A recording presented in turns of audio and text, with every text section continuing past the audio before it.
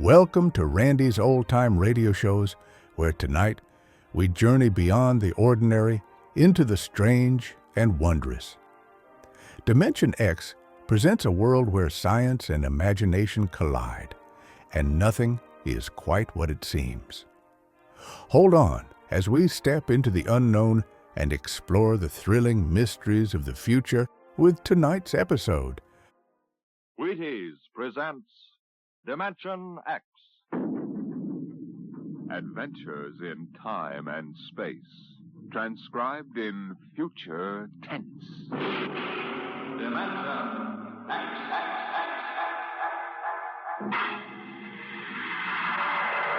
On stage tonight, Dimension X, another in the Wheaties' big parade of exciting half-hour presentations. Just about the time you're getting up tomorrow morning, you know what's happened? You've been without food for so long that you gotta get more if you're going to get your work done. That's why first you need your Wheaties.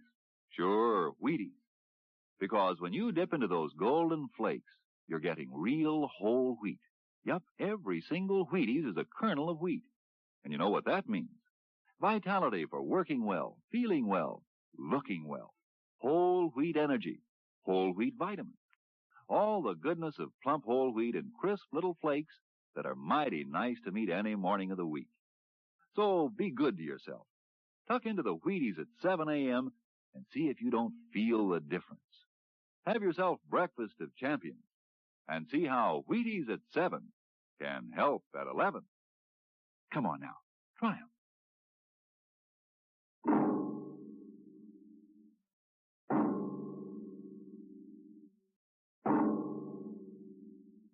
What will happen when man, finally conquering the galactic distances of interstellar travel, finds life on the strange worlds across the universe?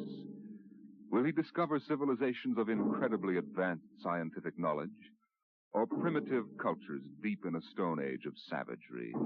Here is a story of the relation between men of our world and beings from beyond the stars. On the desk stood a yellow bowl, the profile a simple curve, clean and sharp. The body was thin without fragility, and the beauty of its shape was matched by the glowing intensity of the glaze, a glorious transparent yellow, soothing as sunlight, yet glowing with the fire of a volcano's core. The desk belonged to Michael Tom, Regional Administrator for the Department of Interplanetary Affairs.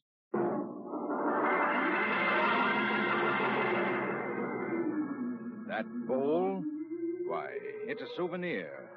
I got it many years ago on the planet Firsk. I'd been out on the Channel Planet in the Frontier Service for 19 months. When my transfer came through to Firsk, I was surprised to see that I'd been promoted 3 grades, and my orders read to report to the regional office as assistant resident. My ship came in at Penolpon Spaceport. I was met by the office car and chauffeur.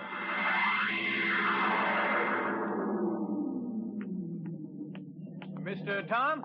That's right. I'm Wirachek, sir. Welcome to Firsk. Thanks.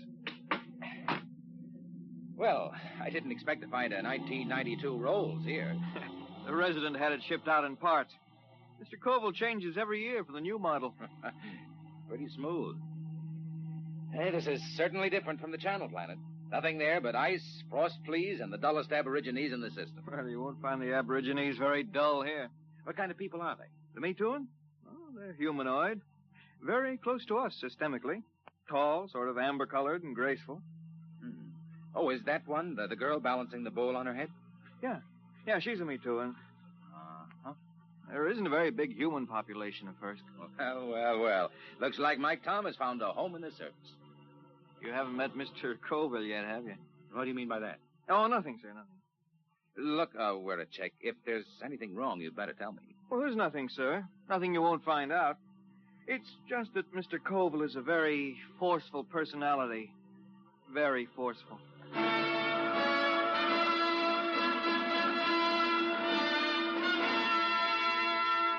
We drove through Penolpon, threading our way through narrow streets between rows of low houses of reed, parchment, and wood. Canals of green water laced the city, and the bridges trailed ivy and orange flowers. Suddenly, we turned a corner, and there on the bank of the main canal was a large concrete and glass building, Earth-style. This was the district office, and in a room that gleamed with black plastic and glass, I found George Colville, senior resident. You're Tom? Michael Tom? Yes, sir. My last junior took off for the hills with a dancer from a Me Too and grog shop. If I have any trouble with you, I'll ship you back to Earth with a minus 50 efficiency rating. That clear? That's clear, sir. And don't get edgy with me. Sit down. Now listen, Tom, I'm easy to get along with. I like things done right the first time. Got to give a good example for the gooks. Gooks? Yeah, the natives. I don't know what's good for them. I brought in a high-grade silica yarn to replace the root fiber they were using in fish nets. Took me 3 months to talk them into using it. I thought the Bureau policy was to avoid introducing Earth technology to stable cultures. Yeah, that's what those boneheads at the main office say. They don't have to live here. Have you seen those pigsties they live in? There isn't a concrete building on the planet. The Me Too and delegation, Mr. Colville. Tell them I'm busy for 15 minutes. Yes, sir. Well, I'll be going along then, sir. Why? Well, if you're busy. Forget it. I always let those gooks wait at least 15 minutes. Softens them up. They're not hard to handle, if you know how. I was assigned to pest control, a duty Colville considered beneath his dignity. In the next few weeks, I carted rat poison and insect spray through the poorest sections of Penolpan, where the trees ended and the plains stretched out to the Cookmount Mountains. It was there that I first heard of the potters of Firsk. I had found a pottery bazaar, long shelves of jars of every size and shape, crocks, paper-thin vases, bowls, demijohns, tankards. The glazes were remarkable, deep, glowing colors. And yet, something was missing. I looked up and down the shelves. Mr. Tom, is anything wrong? No, it's just, Oh, I've got it. There isn't any yellow. Yellow? That's right. There are no yellow glazes at all. They have every other color. Ruby, green. There's a jar that's translucent, but no yellow. Well, maybe it's a superstition. Could be. Yellow might be connected with death or disease. Well, you can find out, Mr. Tom. Here comes a Me Too, and she probably runs the place. May I help you, sir? Oh, you speak English. I must. We trade with the Earth colony. Your wares are very beautiful. For example, how much is this bowl? 75 credits. That much? They are our ancestors. And to sell them as cheaply as wood or glass would be irreverent. Your ancestors? You mean the bowls? Yes. Uh-huh. Tell me, where's the pottery made? In Penolpan? No, back there. In the mountains? There our ancestors go and the pots are brought back. Aside from this, I know nothing. The Metuan fear the potters. Why? No one knows what lies beyond the first hill, Earthmen. Sometimes we see the glow of furnaces. And when there are no dead for the potters, they take the living. Living? There are the potters now. What are they shouting? That they have sold all their wares. That they will ride back to the mountains now. Hey, big devils, aren't they? Red hair. They are very strong. I think I'll visit the potters one of these days. No, Earthmen. No? Why not? It is dangerous for you. They have guarded their secrets from all Penolpan. They are very fierce.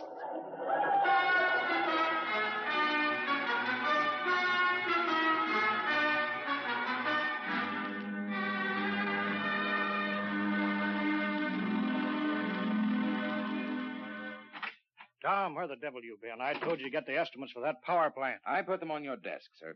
Oh, yeah. Yeah, so you did. Say, what do you know about the potters back in the Cookmanks, Mr. Colville? Huh? Oh, they're a tribe of bandits or something. Why? I was at the bazaar today. A girl called the vases ancestors. Seems strange. Ancestors? Well, it probably has something to do with religious death rites. They take away the dead bodies and cremate them for a fee or trade goods. The girl said that when they don't get the dead, sometimes they take the living. What? Well, so that's it. What's it? Raiding. About every month or so, a couple of Me Too and turn up missing. The whole city clams up like tongue-tied parrots. For 2 years, I've been trying to track it down. Tom, these potters must be behind it. Raiding, huh? We'll see about No, that. we don't know anything definite. Well, we will. Get Weircheck to roll out the copter. We're flying out to those mountains. I'll put a stop to this if I have to blow them clean off the planet.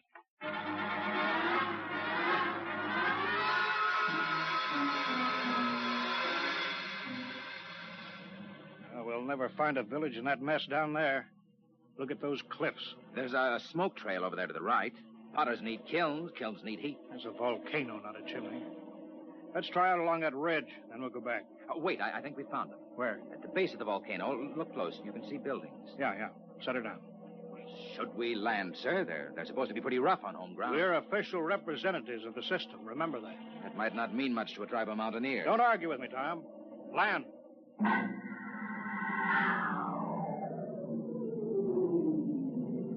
Get your pistol ready.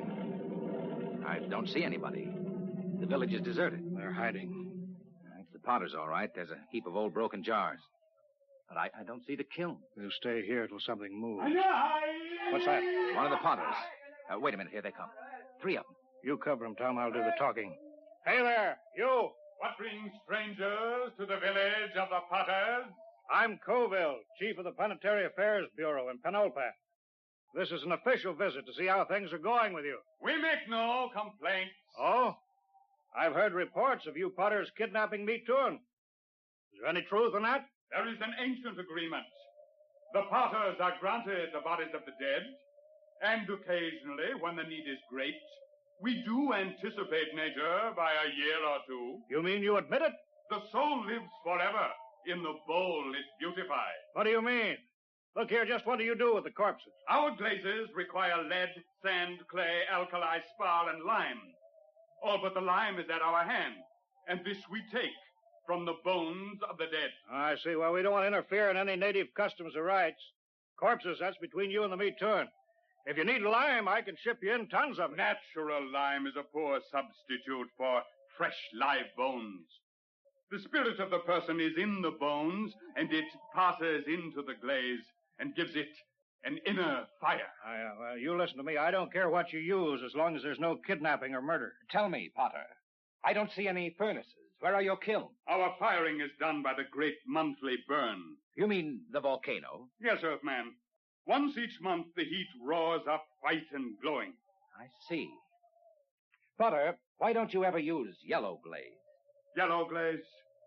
We have no metal to give the pure, rich yellow, the color of the sun. It is strange, Earthman, that you talk of the yellow, for my people have sought the sun glaze for thousands of years. Listen, if there's any technical help you people want, that's my business. But there'll be no more murder. If necessary, I'll put a stop to the potting altogether. Your words are not friendly. Don't think I can't do it. I'll drop an atom bomb down the throat of your volcano and cave in the whole mountain. We'd better pull out, Mr. Coville. Shut up, Tom. You understand? My job is to protect everyone on this mud-hole planet. And that includes me, too. Get back in the copter, Mr. Coville. They're getting ugly. Fire over their heads. Keep them back. Quick, get in, sir. They're scared now, but in a minute they may jump us. All right, let's go. Don't worry, Tom. Now those gooks know who's boss. No, sir, we won't have any more trouble from the Potters.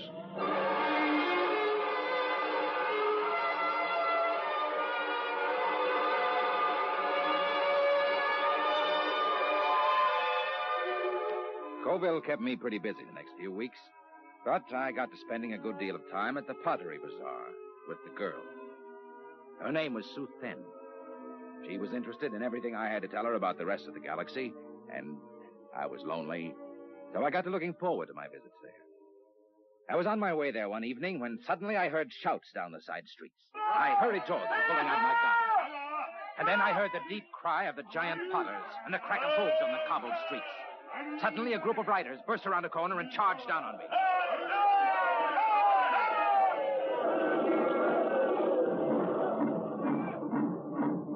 When they were gone, I hurried to the Pottery Bazaar. Sue Thin was gone. Earthman! She's not here. They took her. The Potters? She has gone to her ancestors. Did they kill her? No, they have taken her to the hills. But soon she will live forever, her spirit wrapped in the glorious glaze. Sue Thin. There is nothing to be done. When the Potters take you, it is the end.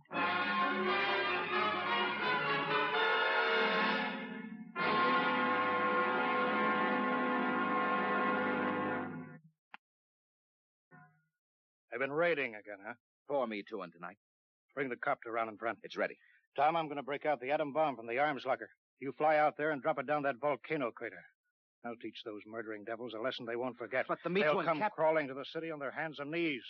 I know how to run this planet.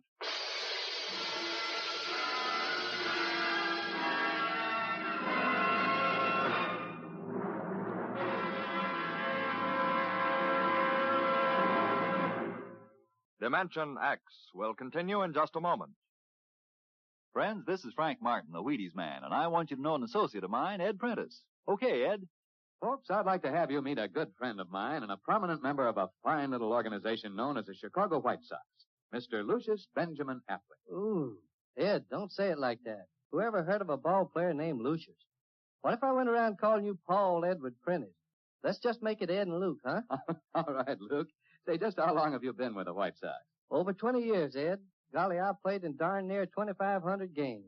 Then at bat almost 9,000 times. Man, I'm from way back. Well, Luke, you don't look it. How do you keep up the pace anyway? Well, Ed, I sleep good. I eat good. I eat mighty good. Wheaties about 4 mornings a week. Those little old flakes put a lot of snap, even in an old-timer like me. Must be because they're 100% whole wheat. I sure like Wheaties and milk and fruit. You know, Luke, that's exactly what I hear from a lot of ball players and plenty of other people, too. No wonder they call Wheaties the breakfast of champions.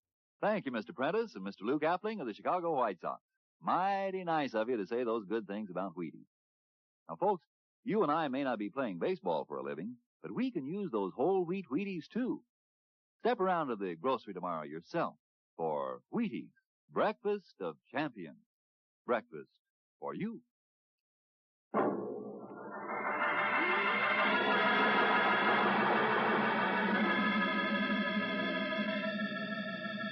There's the village window, Chick. Swing over it. Shall I pull the safety on the bomb? No, hold it.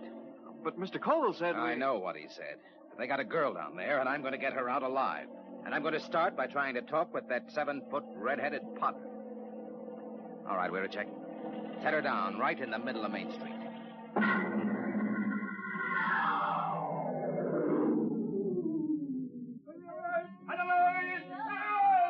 Have your gun ready, Weirachek. Here they come. Tall one's the chief. So, this is the insolent lordling again. Come on, out of the copter. Good. We are in need of bone lime, and yours will suit us well. They're closing in, Mr. Tom. Prepare your soul for the great burn. Stand back. I'll kill a lot of Potters, and you'll be the first. I've come for the 4 Me Too-ing that you took from Penodmont. You don't seem to understand that we can punish. Aye, aye, aye, aye. We can kill you before you can do much damage. We Potters do not fear death. Death is merely eternal meditation from the glass. Potter, listen to me. I didn't come here to threaten, but to bargain. You have a Me Too-ing girl. Is she still alive? She still lives? Chief Colville gave me orders to destroy your volcano. We can do that easily. If I'm harmed, the next bomb will drop on your village. I've come down here against his orders to bargain. Bargain? With what? We care for nothing but our craft. Potter, I can give you the secret of the yellow glade. Empty words. No, the truth. In exchange, I want the girl and the other Me Too-ing you've stolen, and your word not to raid again. How would we get lime? We've told you we can ship it in. Pure lime, as good as yours. Do the Potters of Firsk want the yellow glaze? Why, that has been the goal of the tribe of Potters for 1,000 years. And if I show you the yellow glaze? Earthmen, if it comes clear through the burn, I agree to your bargain. If it does not, your spirit will be lodged forever in the ugliest bowl we can spin on the wheel. It's a bargain. All right, Weirachek. Disarm the bomb. Disarm it? Mr. Tom, you crazy? They'll kill us. There'll be nothing left to stop them. Nothing but the yellow glaze. Yeah, but do you know how to make it? We'll soon find out. I've been doing a little reading on the subject lately. Reading? Holy smoke. Enough, Earthman. I will take you to the potter's shed. If your glaze is the bright yellow of the sun, you live. If not, you die. Come on, Weirachek. Let's get to work. With what? You never made a glaze in your life. What are we supposed to work on now? Our last will and testament?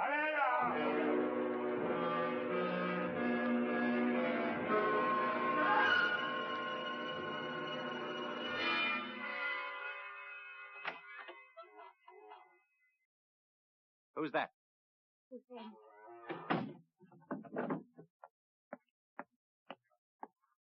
Are you all right? Yes. Why did you come? They will kill you too, Earthman. Maybe. How did you get in here? When I heard that you were here, I asked the Chief Potter to come. He said it would not matter. They would have all our bones soon. Cheerful soul. Hey, stir this, will you, Jack? Yes, sir. They said you were trying to make the yellow glaze. Oh, Earthmen, we will die. This goo may turn out yellow. It had better. No one on Firsk has been able to make it. But I'm not from Firsk. Hang on, Suthan. We're not dead yet. Earthman, I am glad you came. Although I wish you had not. Suthan. All right, we're a check. Call that redhead. Tell him I got his glaze ready. Hey! Hey, you out there. Earthman, are you ready? Here's your glaze. Test it. You have 6 bowls of glaze. I'm no potter. This stuff ought to turn out yellow, but I can't be sure in one mixture. We will coat 6 tablets, one with each glaze. Then we will fire them. How long will it take? 20 hours before you know if the burn has brought you life or death.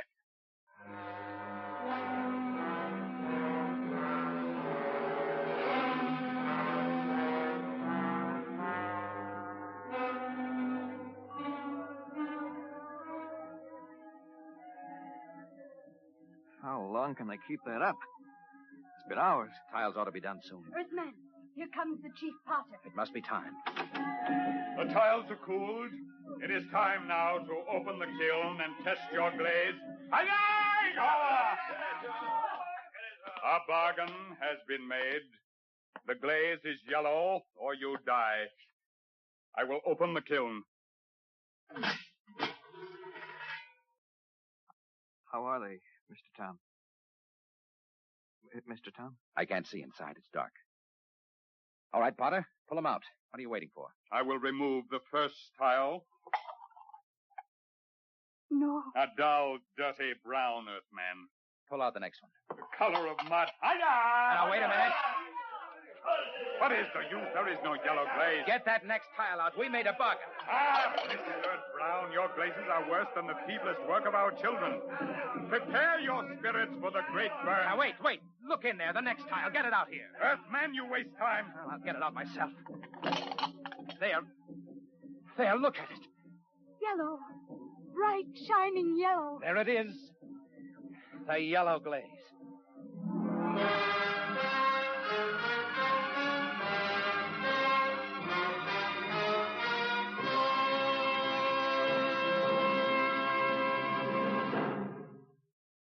Tom, where in thunder have you been? Mr. Colville, I've been I trying send you out on business which should take 2 hours, and you stay 2 days. Why? I got the 4 Me Too'in back, and I made a contract with the Potters. No more raiding. You what? I made a deal with them, and it turned out to be a better idea than yours. You disobeyed. You deliberately... Tom, you're through here. Through with planetary affairs. Listen, Mr. If a man Colville. can't be trusted to carry out orders, he's not worth a lead nickel to the Bureau. Get your gear together. Leave on the next ship out. Yes, sir. Wait. You're on company time till 4 o'clock tonight. Till then, you obey my orders. Take the copter back to the hangar. Bring the atom bomb back to the armory. I can't. What? Been trying to tell you. There's only one way I had to make that yellow glaze. Tom, what the devil have you done with that bomb? I gave it to the Potters. What? It was the uranium salt that made the yellow glaze. The Potters didn't have any, so I gave them the uranium out of the bomb. That was part of the bargain. What? You gave that murdering tribe of gooks that uranium? You heard me. And if you think you could have used it better by blasting them out of that mountain, you're crazy. Why, you abysmal, blasted imbecile. That's the only bomb we had. Those Potters could tear Penolpan off the face of the planet. If you want that uranium, Colville, you can go out and get it. If I'm fired, I'm through now. Why, you fresh mutt, you yellow-livered louse. I ought to If you kill asked me, I'd say it'd be dangerous business trying to get that uranium back now. We're a check. We're a check. Yes, Mr. Colville. Yes, sir. Get the copter fuel. Give me a double holster and a full bandolier of ammunition. Yes, sir. Tom, when I get back, I'll see that you rot in the deepest cell in the Gallatin Tower. I'm going out now to those hills. I'm going to bring in that uranium myself.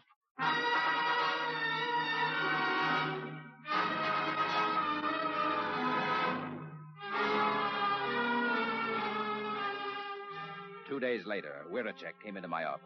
His face was pale, his hand shook with excitement. He's here, Mr. Tom. He's here. Colville? No, the Chief Potter. The Potter. Bring him in. Should I call the guard? Just bring him in.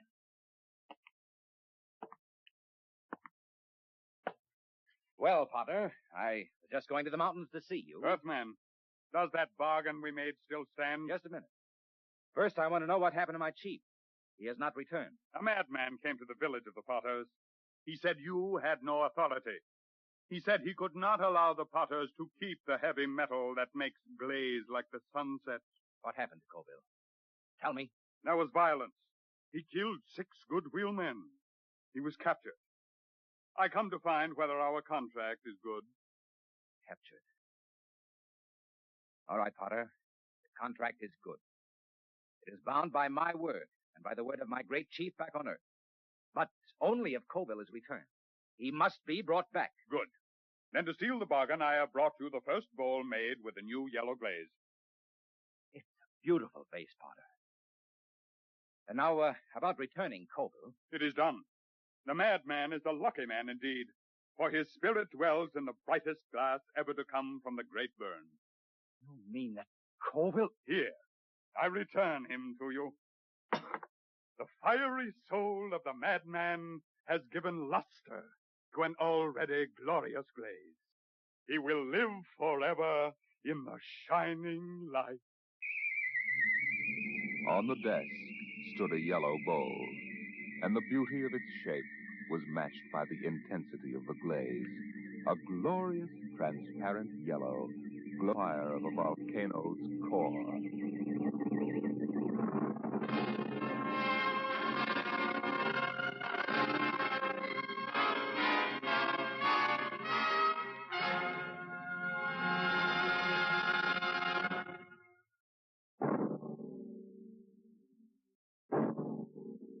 Tonight, Dimension X has transcribed The Potters of Firsk, written by Jack Vance and adapted for radio by Ernest Kenoy. Featured in the cast were Carl Weber as Michael Tom, Wendell Holmes as Colville, and Raymond Edward Johnson as the chief of the Potters. Your narrator, Norman Rose. Music by Albert Berman. Engineer, Bill Chambers. Dimension X is produced by Van Woodward and directed by Edward King.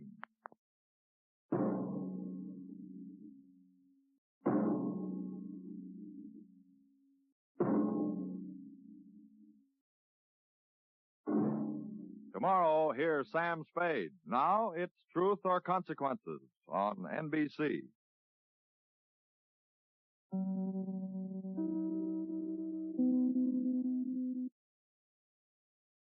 Well, folks, the clock is running out on another episode here at Randy's Old Time Radio Shows. Before we fade to black, remember, Randy spends hours each day scrubbing away the static and polishing every episode to ensure these treasures sound close to what they did decades ago. But it's not always easy or possible. Trying is time-consuming. If you appreciate this channel and the work being done, consider tossing a few coins in the hat via the links below or that QR code on your screen. Your support is the fuel that keeps these reels spinning. Thanks for stopping by. Keep the dial tuned to the past. Until next time.